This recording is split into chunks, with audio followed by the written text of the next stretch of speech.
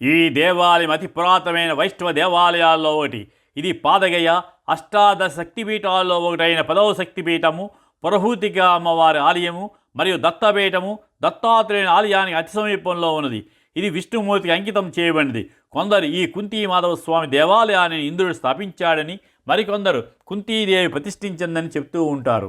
వేదవ్యాస మహర్షి తన దివ్య దృష్టితో ఈ ఆలయం ఇంద్రుడు నిర్మించాడని, పాండవ వనవాస సమయంలో పాండవులు ఇక్కడికి వచ్చి ఉన్నారని, ఆ సమయంలో కుంతీదేవి ఈ మాధవునికి విశేష పూజలు చేసిందని చెప్పారట. కుంతీదేవి వనవాస కాలంలో నిరంతరము ఈ స్వామిని పూజించడం వలన ఈ ఆలయానికి కుంతీ మాధవ ఆలయంగా పేరు వచ్చిందని చెప్తూ ఉంటారు. కుంతీ మాధవుడి పట్టపురాణి రాజ్యలక్ష్మి అమ్మవారట.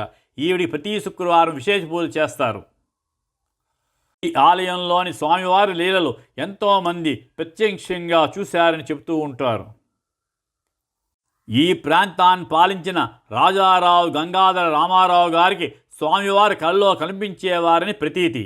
ఏ రోజైనా ఆలయంలో ప్రసాదం రుచిగా లేకపోతే కృష్ణుడు ఈయన కలలో కనిపించి ప్రసాదం ఏమీ బాలేదని చెప్పేవారట. రాజావారు మరునాడు ఆలయానికి వెళ్ళి ప్రసాదం ఎంతో రుచిగా వచ్చేటట్టు జాగ్రత్తలు తీసుకునేవారట. ఒకప్పుడు ఇంద్రుడు ఉత్తాసుడనే రాక్షసుని సంహరిస్తాడు. ఉత్తాసుడు అసురుడైన పుట్టుకతో బ్రాహ్మణుడు. అందువలన బ్రహ్మహత్యాపాతకమును తప్పించుకోవడానికి ఇంద్రుడు ఈ భూమిపైన 5 వైష్ణవ ఆలయాలు నిర్మించాడు. అవే పంచమాధవ క్షేత్రాలుగా ప్రసిద్ధి చెందాయి. వారణాసిలోని బిందుమాధవ దేవాలయం, అది గంగాగాడి దగ్గర ఉంది. ప్రయాగలో వేణుమాధవాలయము, పిఠాపురంలోని కుంతీమాధవ దేవాలయము, రామేశ్వరంలోని సేతుమాధవాలయము, ఇది సేతుమాధవ తీర్థం దగ్గర ఉంది. కేరళలోని తిరువనంతపూర్లోని సుందరమాధవ ఆలయము, ఇది అనంతపద్మనాభ స్వామి ఆలయానికి సమీపంలో ఉంది. ఇక్కడ జరిగే ఉత్సవాల విషయానికి వస్తే మాధవ స్వామికి మాఘశుద్ధ ఏకాదశి నాడు కళ్యాణోత్సవం జరుగుతుంది. చతుర్దశి నాడు రథోత్సవం కూడా అత్యంత వైభవంగా జరుగుతుంది. మార్గశిర మాసంలో వచ్చే ధనుర్మాసం నెల రోజులు తిరుప్పాయి పట్టణం జరుగుతుంది.